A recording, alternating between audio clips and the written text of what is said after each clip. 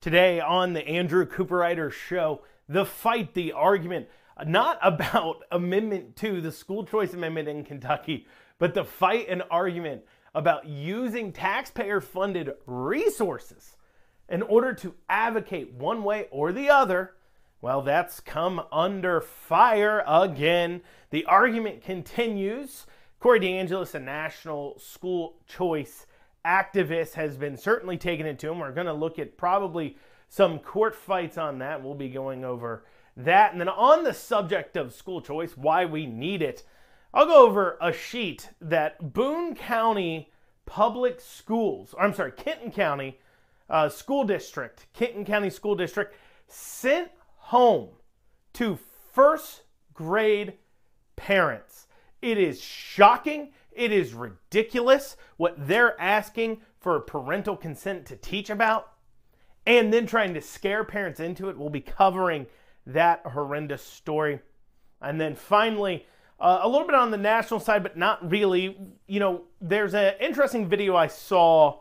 I think Libs of TikTok posted it, reposted it. So probably more of you probably seen it, but a lot of you I know don't really stay up to date too much on what's going on politically on the TikToks and stuff. You're busy people. You listen to my podcast in order to stay up to date. So maybe you've missed it, but it's a former, now former, I guess you'd call it, but it's a Democrat volunteer from the DNC, the convention there, talking about just becoming disillusioned with the party. We'll play that. But then also, too, Chris Cuomo, of all people, also echoing these sentiments, or I guess she's echoing Chris Cuomo's sentiments about what's wrong, not just the Democrat Party, but politics in general today. But they're both missing the facts. They're unwilling to point the fingers at who's truthfully at fault here.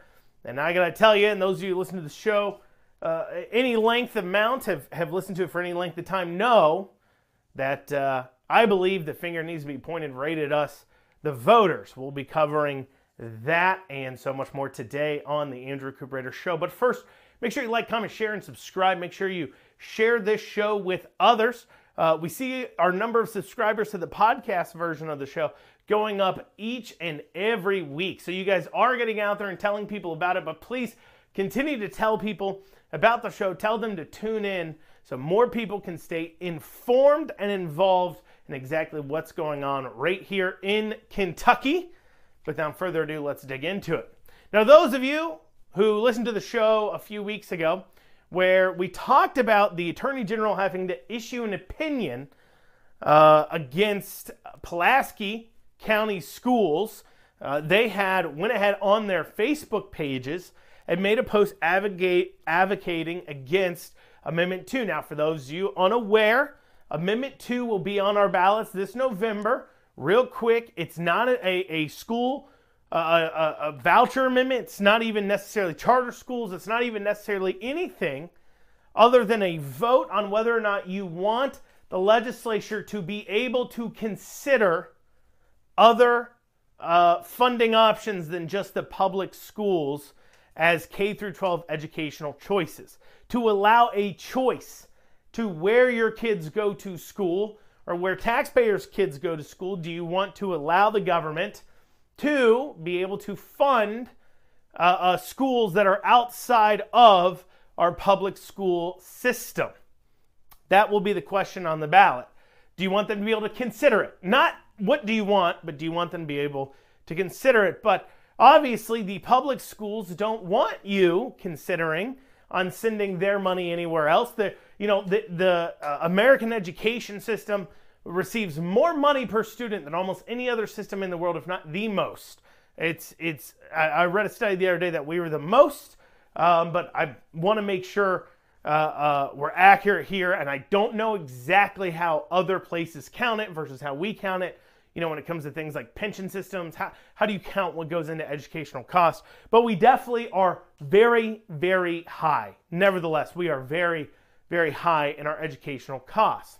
And so that leaves one to say, why do we get such horrible educational outcomes, especially here in Kentucky, where the worst school system in the entire state is Jefferson County Public Schools, by far, has the worst schools in the state. When you look at the 10 worst schools in the state, they have over half of them in that district. And they're spending over $22,000 a student. $22,000 a student. You could literally pay one person $100,000 a year to teach 5 kids and spend less than $22,000 a unit or a student. So that tells you that something's broken, something's wrong. Until this vote's taking place in Kentucky, and Pulaski County Schools used their school Facebook pages to advocate against voting yes on that school choice amendment. And this created a lot of problems because that Facebook page is obviously a taxpayer-funded resource. Not only that, but the name Pulaski County Schools, the fact that people follow your page, the fact that you have what I'll call audience capture, is because you are an arm of the government. You are a taxpayer-funded entity. If you weren't, you wouldn't have the reach that you have and the ability to communicate with the parents and students and people in the community. And so with that in mind, because you're a taxpayer-funded entity, because you're receiving money, spending money advocating for or against a constitutional amendment should be illegal. And our Attorney General agreed and issued an opinion stating that spending money, taxpayer funds, in order to advocate for or against a constitutional amendment is against the law. Not allowed. That leaves one to wonder, what is the Attorney General going to do about it? Well, Pulaski County Schools did delete the post, but you would think that flagrant and obvious violations now that the opinion has been put out by the Attorney General and the media has covered it would result in things like, prison time, jail time, maybe at least something legal being done, removed from your office, maybe. But no, not the case. Not the case at all. No, instead, they are continuing down this path.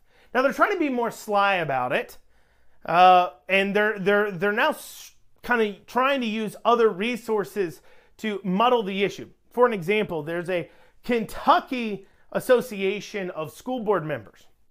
And this association is technically taxpayer funded in the sense that every school board member has to get training from this association. They're out there advocating against Amendment 2.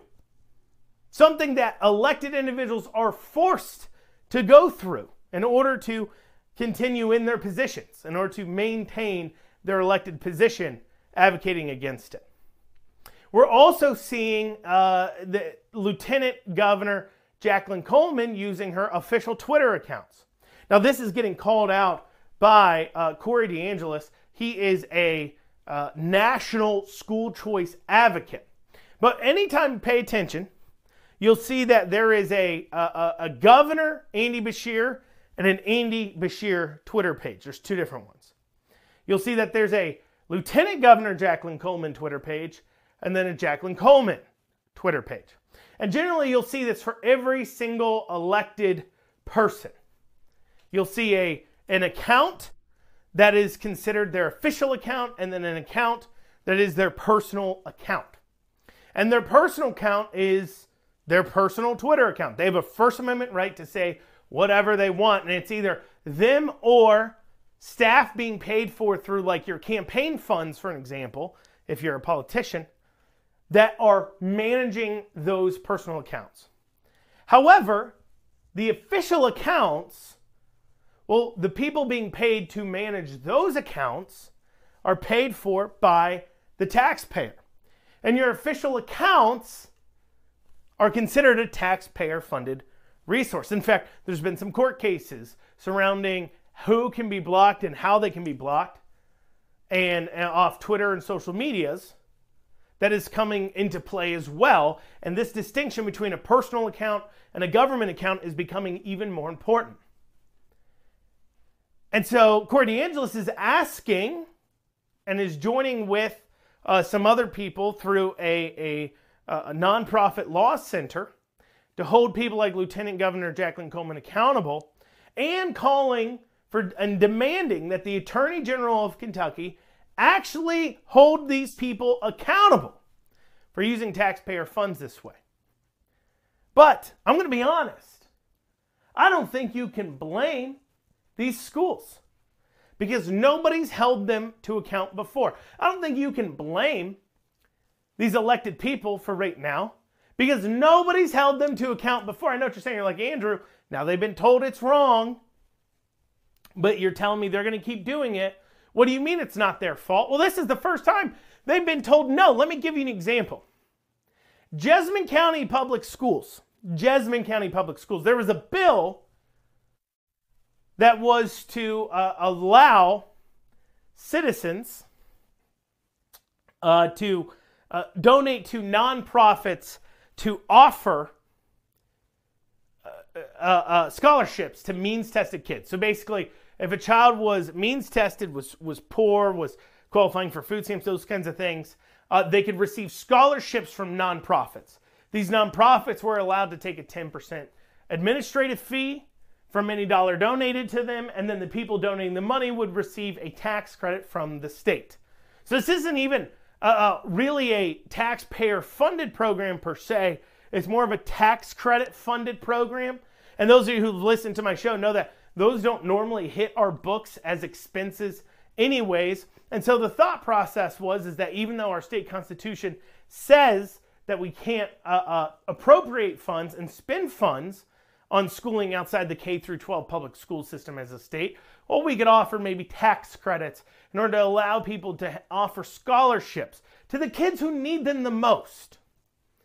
That was actually voted down by the Supreme Court. But when that bill was being considered, Jessamine County Public Schools, and I'm sure there's many other schools where we could call this out, but Jessamine County, I just happen to know, did this, sent out a district-wide email to all the parents telling them to call their legislators and tell them to vote no on that bill. That's a taxpayer-funded email list using taxpayer-funded computers and a taxpayer-funded mass emailing system.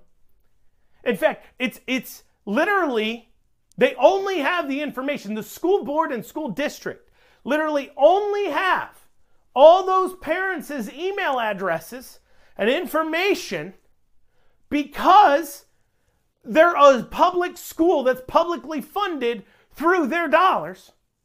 And now they're using those resources to go ahead and advocate for or against a piece of legislation. To push against, campaign against a piece of legislation.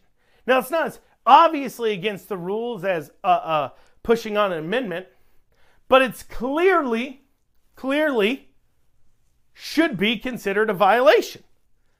You're using taxpayer-funded resources to push for something you agree or disagree with. But on top of the illegality of it, and this is how we know that we're not being directed by true and moral people. This is how we know that we're in a fallen world. Because on the morality side of things, it should be clear that that is the wrong thing to do. You know you're taking that money from people by force through taxation. If you don't think it's by force, try not paying your taxes. See what happens to you. You're definitely being forced to pay your taxes. At gunpoint, some may say. But, so you're taking money from people, you're stealing money from people, and then turning around and using it to advocate not for their best interests, not turning around and using it to facilitate the job for which you're supposed to do, but turning around and using their funds you've taken at gunpoint how you think you should, and actually even worse, you're using it to advocate against them getting more freedom with the money they pay in. You're literally taking money from people to try and advocate for you getting more money from the people. It's wrong. And so while I do not blame them, they do need to be made an example of, because if we don't start enforcing the rules and laws on the books when it comes to this kind of garbage, it's going to keep continuing. And speaking of garbage, and speaking of the reason why we need school choice, I turn to Kenton County School District. This is absolutely horrific and disgusting. Okay? So this was sent home on August 14th at Kenton County Schools. It's a paper. And it was sent home with a first grader. And here's what it said. It said, "Dear parent or guardian, the Kenton County School District believes in providing the highest quality of education for every student. According to the American School Counselor Association research indicates that intervention for students exhibiting early warning signs, setbacks in academic and career and social emotional development can result during later school years and even adulthood. To meet this goal, parent/guardian consent is needed for certain mental health topics, which are sexual orientation, gender identity, and/or gender expression. Check below if you consent or decline a school-based health provider to talk to your child about sexual orientation, gender identity, and/or gender expression." Underneath, after you select no or yes, it says parental/guardian right to decline discussion of certain mental health topics. The school has described in detail the reason why they believe my child would benefit from talking about their sexual orientation, gender identity, or gender expression, and I'm acknowledging that I'm declining these services by checking below. I acknowledge that I have read and understood each statement. I'm aware of my child's social emotional behavior needs and other information about my child's current academic progress, and understand why my child was recommended to discuss sexual orientation, gender identity, or gender expression with a school-based mental health provider. The school team was clear about the potential negative impacts my child might experience in the present and/or in the future as a result of not talking about sexual orientation, gender identity, or gender expression. Examples: increase in social emotional behavior issues, safety concerns, etc. I can change my preference at any time by notifying the school in writing and allow my child to talk to a site-based mental health provider about sexual orientation, gender identity, and/or gender expression. This is some disgusting garbage. Because let's understand everything going on there. This was sent to a first grader's parent. First grade. First grade. They want to talk to him about sex and sexual orientations in first grade? I would hazard a guess to say that in first grade, they don't have any sexual orientation. Straight, gay, or doesn't matter. Sex ain't really on their minds. Unless, of course, you're trying to sexualize them because you're a disgusting human being. But what's also completely gross here is when I was reading through those statements, they're trying to browbeat you and scare you into saying yes. They're telling you about, oh my gosh, if you don't let me talk to your first grader about their sexuality, well, they may end up killing themselves. Well, if you don't let me, talk about sex with your first grader, well, they may have behavior issues in the future. If we don't ask little Timmy if he's gay or not in first grade, he may grow up to be really mean. You wouldn't want that, do you? Look at all this research we have. In fact, we're going to make you consent to each line that you receive the research and you're declining anyways just to prove that you're a cruddy parent. Make you sign here. Sign here to say you're a cruddy parent because you won't let me talk to your kids about sex. In first grade. You won't let me talk to them about gender identity and sexual orientation. In first grade. Sign there. It's absolutely ridiculous. On top of that, you need to pay attention to the buzzwords. Because this is a new one that's been out now for several years, but people are starting to catch on to what it means. And that is social emotional learning. Because you see, we caught them on CRT, so they're like, oh no, we got to get rid of that. We've gotten them on DEI. People are aware of what it is, so they're like, okay, we got to kick that to the side. Let's use SEL, social emotional learning. In fact, I want you, if you care at all, if you have kids going to public schools, if you give two craps about your child, this is what I want you to do.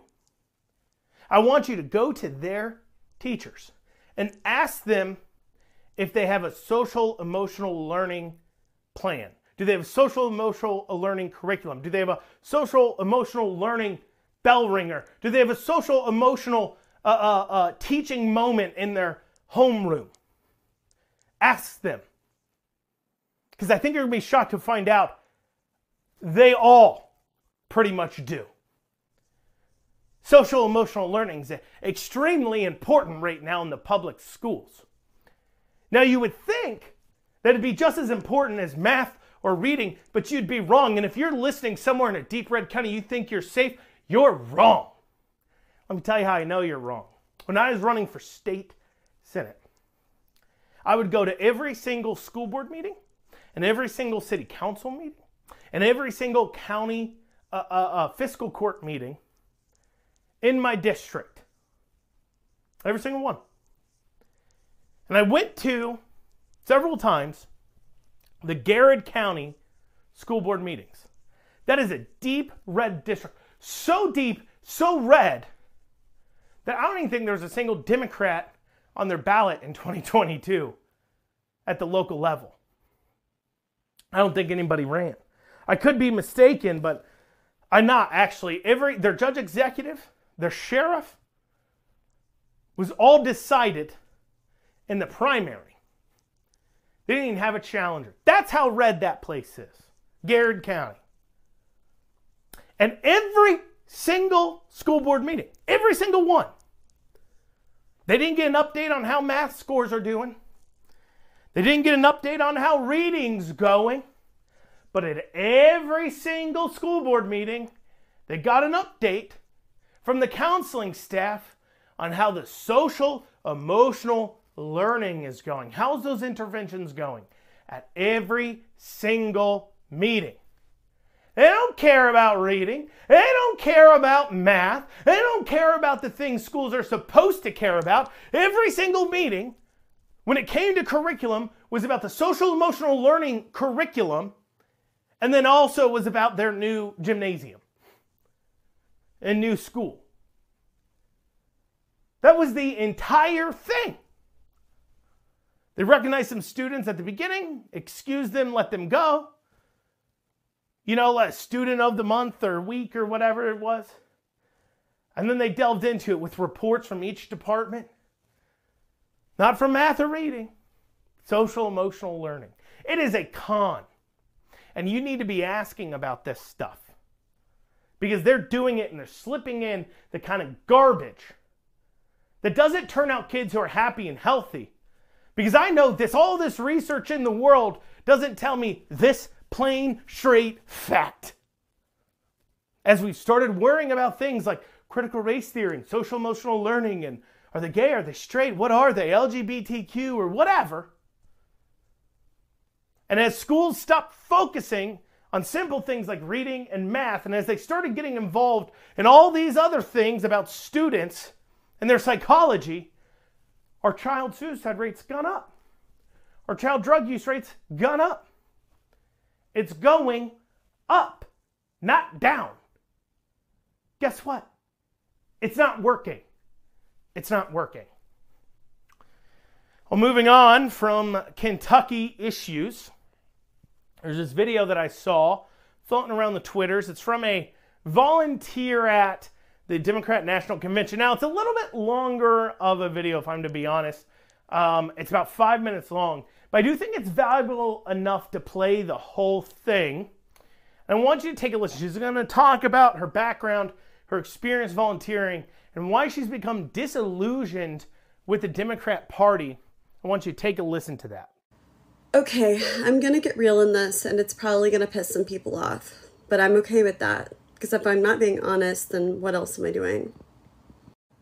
I just got back from the DNC where I signed up to volunteer. And when I initially had signed up to volunteer, Joe Biden was still the nominee. It wasn't yet Kamala Harris. I've worked in progressive politics for a long time. I have worked for many different Democratic candidates, Senate candidates, House candidates, even some Democratic organizations. And as the years have gone by, I found myself getting more and more disillusioned with the Democratic Party, although until now I've never said that out loud or anywhere public. And I just want to say that by saying this, I'm not necessarily saying that the other party is better. I'm just giving you my experience with working with the Democrats. Throughout my career, I've mostly done campaign fundraising, so I've seen it the way that it works behind the scenes. And I know that candidates spend 8, 9, 10 hours a day just calling donors and begging rich people for money. It's pretty much the only people that they talk to. I mean, of course, sometimes they have to talk to voters, but the majority of their time is just spent calling and begging rich people to give them money for their campaigns. And what this inevitably means is that we don't actually live in a democracy. It's just rich people calling the shots and having the access to talk to the politicians. They're the ones that basically get their ear all day. They're the ones that can help shape and prioritize what the politician actually focuses on. Even the politicians that detest this, that want to get big money out of politics, still have to play this game. They still have to make these calls. They still do the same amount of just calling rich people and begging them for money. And what unfortunately happens once they get into office, if they get into office, is that they soon realize that the money machine is so great and the seduction of power is so immense that they no longer adhere to these values. When I first got into politics, I thought that Democrats were the party of the people. And at the DNC this week, I felt like I was in a building with the most elite and out-of-touch people in the entire world. It very much felt like, let's just have a huge party and forget all of our problems because the vibes are brat. When I was there, I didn't feel any connection to real America or the place that I come from, which is the Midwest, Kansas City, Kansas, and Missouri. I didn't feel any connection to the people that I know right now who are struggling to buy their groceries or to pay their rent. The people who want to know what both candidates are going to do to materially affect change in their lives. And when I was there listening to the speeches, I felt myself feeling mad because I didn't hear anything about the economy. Definitely not in Kamala's speech and not very much in the others as well. Instead, I heard generic platitudes, things like joy and respect and integrity, and what does that even mean? Let's make the military the most lethal in the world? I thought I was part of the anti-war party.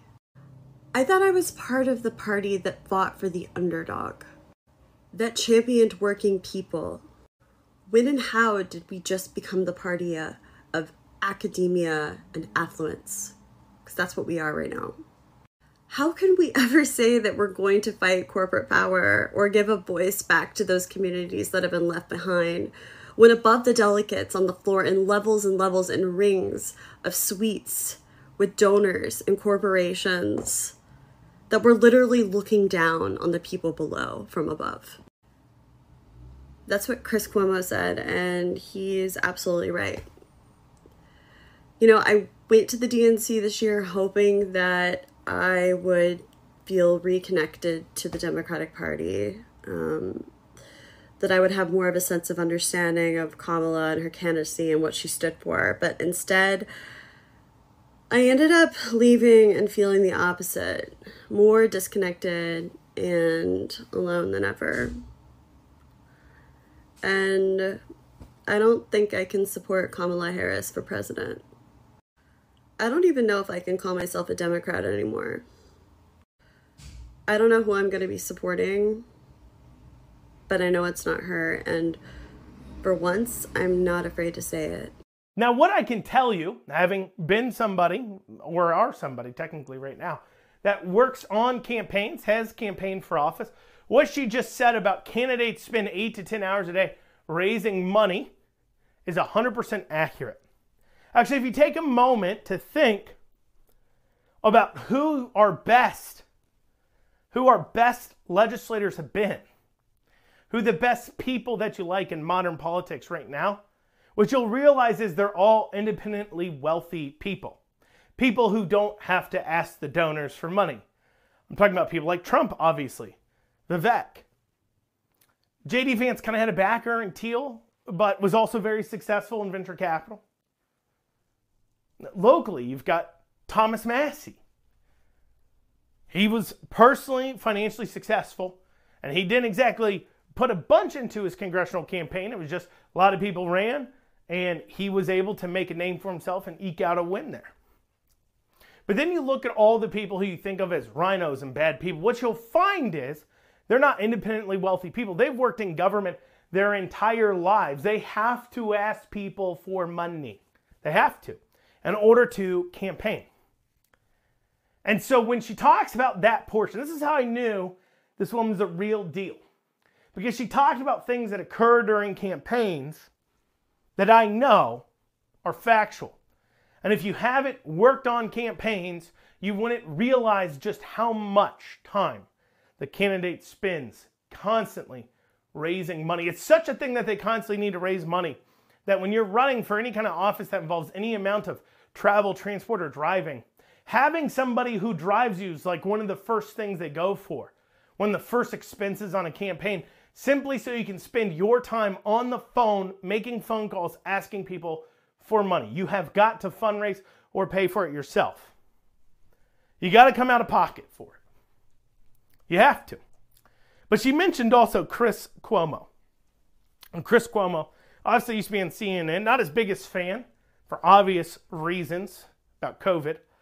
But he said something important when he was at the Democrat National Convention. And I want to play for you that video that she referenced. I want to play for you the audio here on him speaking on this same issue. Go ahead and take a listen. A big theme here at the DNC is that they're going to go after corporate gouging. And they're going to go after corporations, whether it's in taxes, largesse, loopholes. The RNC, we heard the same thing. They're going after the elites, the two sets of rules.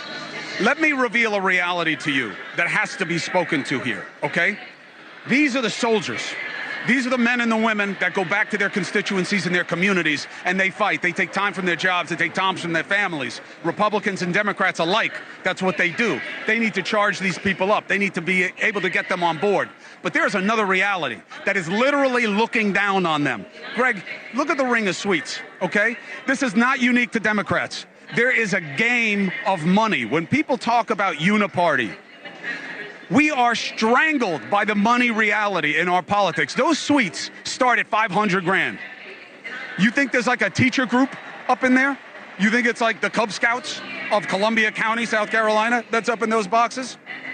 Some of them are lobbies and good things. The media boxes, you think they're free? Why do you think I'm on the floor? News Nation is not a broke company. Nexstar is a massive organization. We are corporate media. We don't have one of those boxes because that's the game. You pay to play. Those boxes are filled with the same people that they say they're going to regulate. They are literally looking down on the faithful and being told, yeah, we're going to break down on them. We're going to make them pay their share. They paid $500,000, $700,000, $1 million, $1.5 million to have those seats. They get hotel suites that are probably gifted to the party. And the same thing is true with the Republican side. And they're going to take them down. They're going to change how it is. They are looking down from on high at the people who make the difference in their communities. And that is the reality of politics. And I had my producer walk around and show you those suites. Now, they're not all the same. They're not all the same. But the reality is, in 2000, they spent $300 million on presidential campaigns. 24 years later, you know what they're expected to spend? $10 billion. Do you know how much money Harris has raised in the last couple of weeks? Hundreds of millions. And that's success. A lot of it's small donor, a lot of it isn't. The most dangerous money in politics is now legal money because of Citizens United. You've got to know this. The idea that they can fight against it is almost laughable. It's almost laughable. So look and listen when you are told these things, Because I don't care what they promise you. Not here tonight, not at the RNC, not that Trump knows them, not that they don't own them. He did one of the biggest fundraisers I've ever heard of in my life out where I live. Millions of dollars a plate. That's the reality of politics. Now, one thing that both Chris Cuomo and the young lady who we listened to before don't hit upon is why money runs politics. Because here's the thing. They want to blame it on, big money's in politics, and money runs politics, and they have to fundraise a bunch of money, and the big dollar donors are up there. They're going to spend $10 billion on a presidential campaign. But they never bother to answer this question. Why does money matter in elections? Because it's not like, sure, they're pumping in billions of dollars, but it's not like Trump or Kamala Harris are pocketing billions of dollars.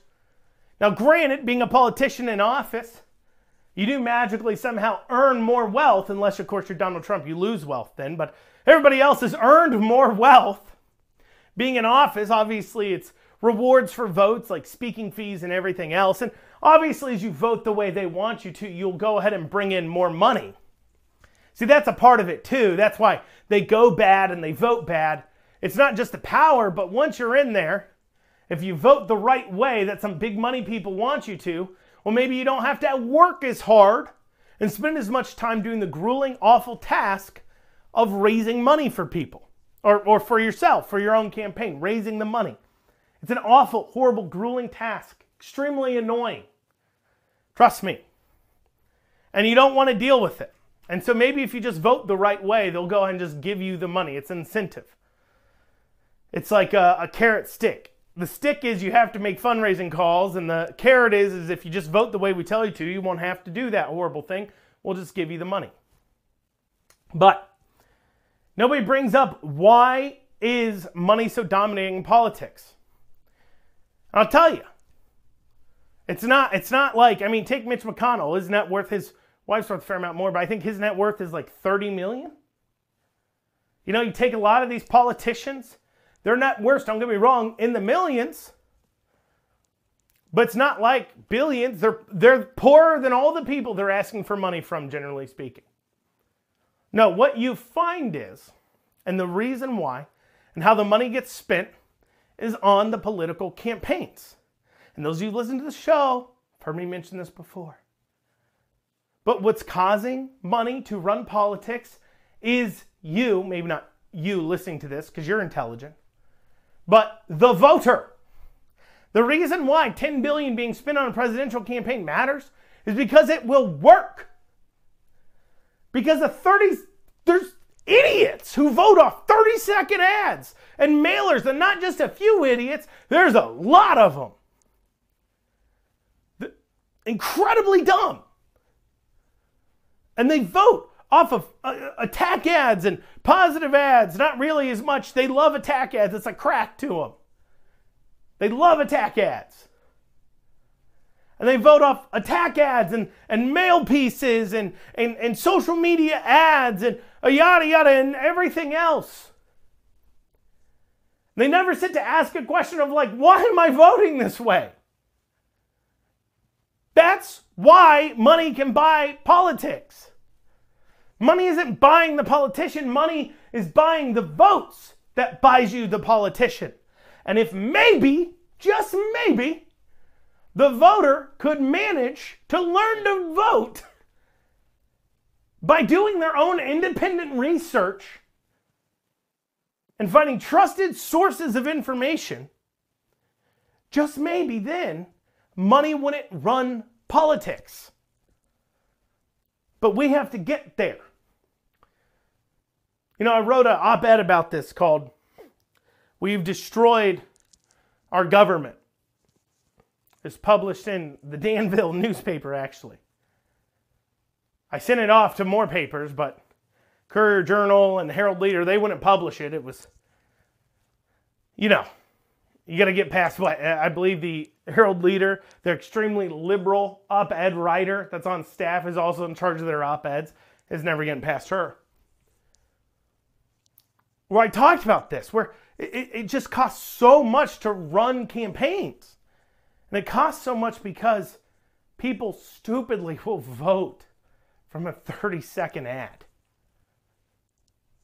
But, well, y'all, that's what we got time for today on the Andrew Cooperrider Show. We'll be back here tomorrow. Hope you have a great rest of your day.